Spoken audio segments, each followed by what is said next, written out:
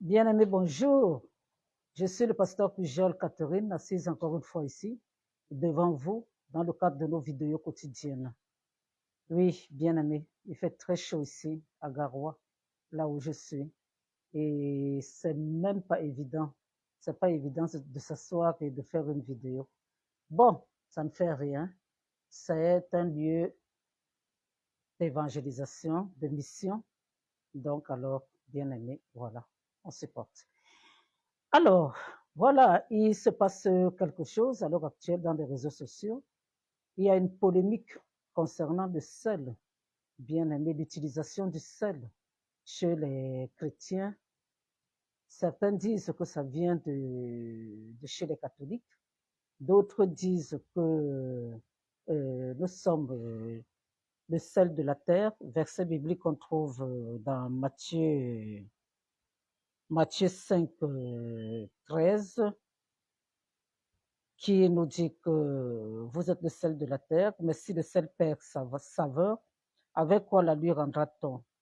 Il ne sert plus qu'à être jeté dehors et foulé aux pieds par les hommes.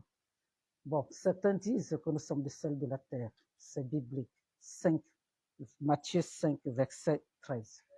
Donc, et d'autres disent que nous sommes déjà le sel de la terre. Pourquoi nous devons encore utiliser le sel? Donc, bien aimé, c'est une polémique pour laquelle c'est difficile de prendre parti. C'est comme certaines personnes qui vendent les cailloux, certains qui utilisent le sucre, d'autres qui utilisent, d'autres qui utilisent bien aimé, qui utilisent même le sable, qui utilisent tout ce qu'ils veulent dans les églises. On peut discuter de ça. Si on leur pose la question, ils vont dire que non, c'est le Saint-Esprit qui leur a demandé d'utiliser cela. Bien aimé, il y en a qui utilisent même, qui demandent qu'on mette des mouchoirs pendant, je ne sais, qu'on mette des mouchoirs au bras pendant, ou au cou pendant plusieurs jours d'affilée. Alors, c'est difficile de discuter de ça parce qu'on te casse directement en te disant que c'est le Saint-Esprit qui a dit. Et le Saint-Esprit parle à certains, mais ça ne devient pas une généralité, ce n'est pas une vérité biblique, bien aimé. Ça peut être ça peut être un cas particulier, ça peut être quelque chose, un truc ponctuel que Dieu a demandé à quelqu'un de faire. Donc, même si nous n'approuvons pas, c'est difficile, bien aimé, d'accepter cela. C'est difficile d'accepter, c'est difficile de discuter de ça. Voilà, c'est difficile de discuter de ça. Mais pour l'utilisation du sel, moi, voici maintenant mon point de vue. Je sais que avant que nous venions sur la terre, avant que l'être humain, que la terre même soit créée, sachez que l'eau était déjà créée avant. Dieu n'a pas, au moment de la création du monde, Dieu n'a pas créé l'eau. Il a séparé les eaux d'en haut et les eaux d'en bas. Mais il n'a pas créé l'eau parce que l'eau existait déjà. C'est une image du Saint-Esprit. Donc alors, bien aimé, le sel aussi existait déjà. Donc quand nous prenons ce verset biblique du sel, du fait que nous sommes le sel de la terre, Dieu faisait, ça dit comme il s'adressait aux personnes qui ne comprenaient pas très bien le français, donc il fonctionnait par image. Alors, le sel, c'est quelque chose qui a une saveur. Il suffit d'une petite pincée de sel dans un verre ou dans une marmite pour que la nourriture ait une bonne saveur. Donc, alors, Dieu dit que nous sommes le sel parce que nous devons impacter le monde. Que nous soyons nombreux ou que nous ne soyons pas nombreux, nous devons impacter le monde parce que quelques chrétiens, quelque part, s'ils veulent vraiment agir selon la volonté de Dieu, ils vont impacter. Un chrétien qui ferme sa bouche, qui n'impacte pas, bien aimé, bien aimé, c'est même pas la peine. C'est pas la peine. C'est même pas la peine, bien aimé. Donc alors, je suis un peu perturbée, c'est pour cela. Donc alors, bien aimé, voilà, nous sommes le sel de la terre. Et maintenant, bien aimé, il y a des choses comme le sel, comme l'eau, comme l'huile d'olive, qu'on a utilisé, par exemple l'huile d'olive, on l'a utilisé dans l'Ancien Testament, on l'utilise encore aujourd'hui comme l'huile d'onction, mais l'huile d'onction telle qu'on la connaît dans l'Ancien Testament n'a plus les mêmes ingrédients. Mais comme nous fonctionnons par la foi, nous pouvons utiliser l'huile d'olive. Et pourquoi l'huile d'olive par rapport à une autre huile? Tout simplement parce que après le déluge de Noé, bien aimé, tout a été détruit sauf l'olivier. Et la colombe, c'est une branche d'olivier qu'elle tenait dans son bec quand elle était revenue vers Noé. Donc, l'huile d'onction nous amène à avoir beaucoup plus de foi dans ce que nous faisons qu'une simple huile. Oui, bien aimé, Dieu l'avait choisi. Et en plus de ça, elle a été celle qui a perduré. Donc, alors, bien aimé, pourquoi discuter du sel? Sauf dans le cas où on vend le sel. On ne peut pas vendre le sel. On ne peut pas, sous prétexte qu'on l'a béni, on ne peut pas vendre l'eau sous prétexte qu'on l'a béni. On ne peut pas vendre certaines choses dans les églises. Là, c'est clair et net. Je ne suis pas d'accord. Et puis, ce n'est pas biblique. Mais si quelqu'un utilise le sel, bien aimé, il bénit le sel pour l'asperger parce que le sel a un effet purificateur.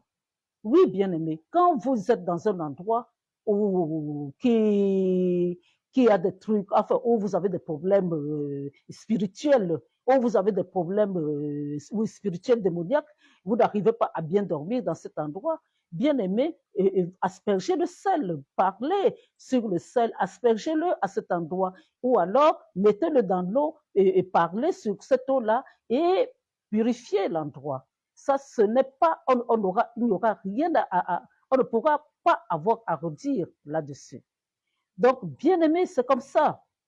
C'est comme ça. Le sel, on peut l'utiliser pour ses besoins personnels. Ça dépend de notre foi. Bon, maintenant, ne laissons pas le soin au sel de prendre la place de Dieu dans nos vies. Mais si on l'utilise en nous basant sur le fait que Dieu, c'est Dieu qui a créé et que de toute manière, ça a une puissance que les gens ne peuvent pas comprendre, le commun des mortels ne peut pas comprendre, alors on va utiliser. Bien aimé, les païens utilisent ça pour leur boutique. Vous allez voir dans certaines boutiques, même en Europe, là où moi j'ai vécu pendant longtemps, on pouvait aller dans certaines boutiques chez les Maghrébins, on trouvait qu'ils avaient versé le sel à l'entrée de leur boutique. Donc, eux, ils utilisent ça. Ce n'est pas parce qu'ils sont, je parle des païens là, je parle des musulmans. Bon, maintenant, vous allez dire que c'est les catholiques qui utilisent le sel et ils utilisent le sel. Ils peuvent utiliser le sel, Dieu, les bien-aimés. Moi, quand je bénis l'eau pour mon utilisation personnelle ou pour quelqu'un, j'utilise le sel aussi. Je mets du sel dans l'eau. Mais je vous dis bien que ce n'est pas, ça dit tout cela se fait par la foi, mais ça ne se vend pas. On ne peut pas bénir le sel et commencer à le vendre. Dieu a dit qu'il nous a donné gratuitement. Comme je dis, personne n'a créé le sel parmi nous. Pourquoi nous allons le vendre? Pourquoi nous allons le vendre? Ne vendons pas. Ça dit, de toute manière, ceux qui sont tombés dans cette bassesse-là, de vendre l'eau, de vendre le sel et tout ça, eux-mêmes, ils savent qu'ils sont sortis de la présence de Dieu. Mais priez sur le sel et priez sur l'eau qui contient un peu de sel pour que ça devienne une eau bénite. Bien aimé, ce n'est pas mauvais. Ce n'est pas mauvais. Moi, je serais une hypocrite si je condamnais cela, puisque moi, j'utilise ça très souvent. Je ne commence pas ma journée sans avoir bu un verre béni et dans lequel j'ai mis un peu de sel. Je demande, je parle dans cette eau et je demande à ce qu'elle purifie mon corps de toute souillure. Donc, alors, bien aimé, et si quelqu'un me demande, quelqu'un souffre d'un mal quelconque et s'approche de moi, le premier réflexe pour moi, ce sera d'abord de lui donner cette eau. Ou alors, je vais lui imposer les mains, ou alors, je vais mettre un peu d'huile d'olive, d'huile d'onction dans la paume de la main et je vais lui imposer, je vais la lui imposer. Donc, alors, je trouve que au lieu qu'on se concentre sur les choses importantes qui se passent à l'heure actuelle, Jésus arrive bientôt et nous vivons déjà la fin des temps. avec toutes les guerres, tout ce qui se passe, bientôt on va nous annoncer que les Nations Unies ont choisi quelqu'un qui sera pour la paix du monde, alors que la paix du monde n'est pas la paix de Dieu. Donc, voilà les choses que nous devons nous concentrer. Nous devons maintenant commencer à faire nos bagages parce que la fin approche et Jésus arrive bientôt pour nous enlever. Personne ne peut faire un long voyage sans préparer ses bagages d'avance. Alors, donc, nous devons revenir sur le droit chemin, ranger nos vies, bien aimés, mais pour le reste là, laissez les gens faire. Ils ne doivent pas vendre. Pourquoi vous achetez? Pourquoi vous achetez? Celui qui est enfant de Dieu a aussi les mêmes prérogatives qu'un pasteur. Vous pouvez aussi parler et la chose va se faire. Ce n'est pas seulement le pasteur qui doit le faire. Ce n'est pas le pasteur, même moi, dès ma conversion, Dieu m'a montré cela. Parce qu'on me prenait toujours de l'argent pour bénir ou pour sanctifier un endroit. Et si je veux qu'on me bénisse quelque chose, il y avait des versets bibliques bien établis, bien prêts pour me soutirer de l'argent. Et j'ai eu la rage, dans le cas d'une sainte colère. J'ai dit à Dieu, mais c'est pas normal. Il est aussi écrit que Dieu nous a donné gratuitement et maintenant les gens me font payer. Pourquoi ils doivent me faire payer? Et Dieu m'a fait comprendre que non. Pourquoi moi j'ai d'abord besoin de quelqu'un d'autre? Est-ce que je ne suis pas son enfant? Je n'ai pas accepté Jésus-Christ comme Seigneur et Sauveur. Je dis oui. Il me dit alors, toi aussi, tu peux bénir et je vais attester parce que c'est ça le problème. C'est lui qui atteste. Quand nous le faisons avec foi, c'est lui qui atteste. Si nous utilisons le sel avec foi, c'est Dieu qui atteste. Si nous utilisons l'eau avec foi, nous, c'est Dieu qui atteste.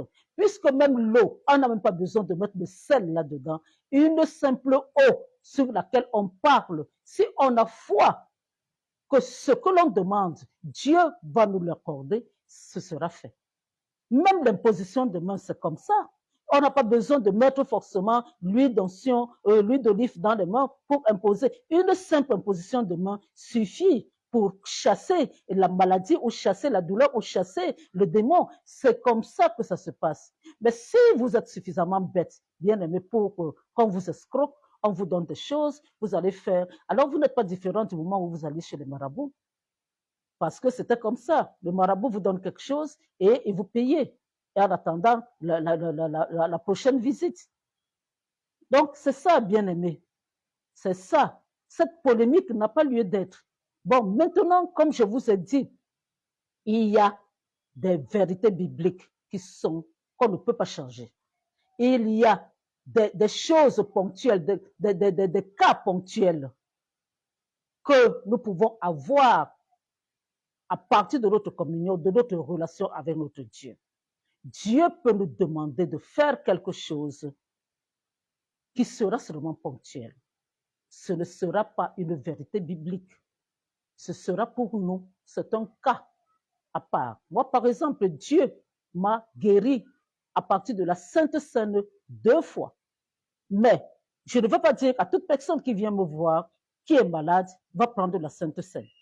On peut la prendre, mais ce n'est pas systématique. Par contre, Dieu dit que vous imposerez les mains aux malades et les malades seront guéris. Donc, le premier réflexe que je dois avoir, c'est d'imposer la main, mais ce n'est pas de préparer d'abord la Sainte Seine. Voilà. Alors que Dieu m'a guéri, moi-même, je sais pertinemment que Dieu m'a guéri 2 fois à partir de la Sainte Seine. Donc, il y a des vérités comme ça que nous ne devons pas généraliser. Il y a des cas comme ça. Le Saint-Esprit nous interpelle et il nous aide par rapport à ça. Mais ce n'est pas une vérité biblique. C'est un cas exceptionnel. Donc, bien aimé, je suis contre le fait qu'on vende le sel béni. Je suis contre le fait qu'on vende l'eau bénite. Si quelqu'un a besoin, qui est une personne qui est bébé spirituel, qui n'a pas compris la puissance qu'elle a à partir de sa nouvelle naissance, alors vous pouvez l'aider, vous pouvez bénir son eau, vous pouvez bénir son huile, la personne s'en va. Si ça peut la conforter dans sa foi, parce que vous l'avez aidé en tant que pasteur, c'est une bonne chose. c'est une bonne chose. Mais ne vendez pas. Ne vendez pas les choses de Dieu. Ne vendez pas. La foi, ça ne se vend pas. Les choses de Dieu ne se vendent pas. Hein? L'air que nous respirons, nous ne payons pas. Alors que c'est quelque chose de très, très, très, très important. Sans cet air-là, c'est terminé. Mais Dieu ne nous le fait pas payer. Pourquoi nous devons faire payer le sel ou des actions prophétiques? En parlant des actions prophétiques, on dit des actions prophétiques, et puis après, c'est terminé, on commence à se comporter en cupide, en personne du monde, à vendre ces choses-là. Non, bien aimé, il ne faut pas le faire. Il ne faut pas le faire. Je vous ai dit, vous parlez du sel. Moi, j'ai vu de mes propres yeux dans une église à Douala où c'était le sucre. Le sucre n'a jamais, enfin, Jésus n'a jamais utilisé le sucre dans la Bible. Mais il y en a qui vont vous dire que Jésus et le Saint-Esprit leur a parlé et c'est le sucre qu'ils doivent utiliser. Donc, alors, bien aimés, voilà ce que j'avais à vous dire aujourd'hui. Ne perdez pas votre temps dans des polémiques inutiles. Et je crois que cette polémique est venue de la Côte d'Ivoire, mais même ici au Cameroun, de toute manière, c'est comme ça. Dans les réseaux sociaux, ça commence et après, les gens commencent à s'échauffer, à discuter.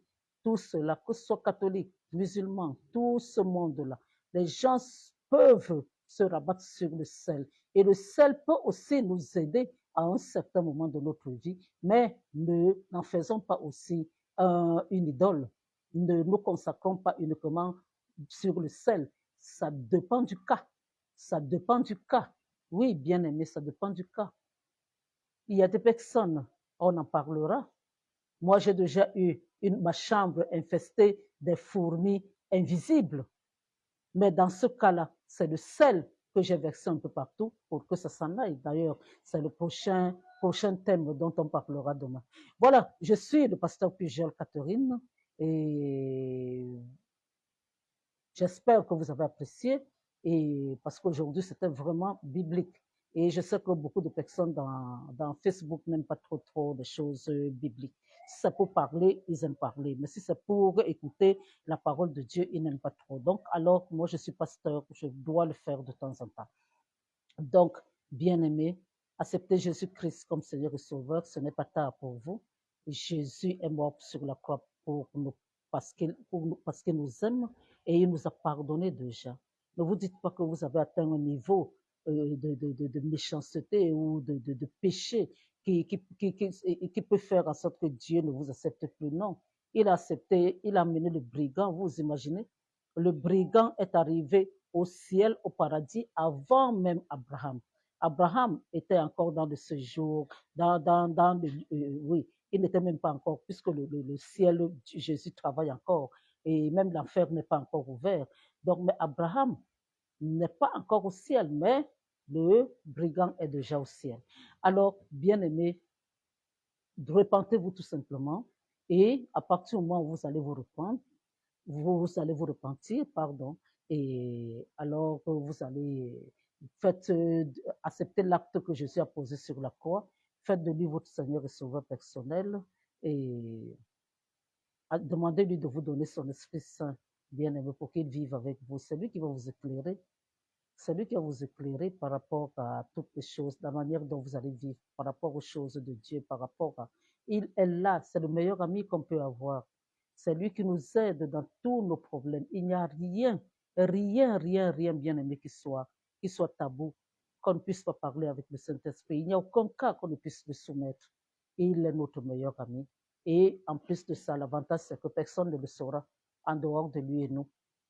Donc, n'oubliez pas, si vous n'avez pas le Saint-Esprit, vous existez, mais vous ne vivez pas.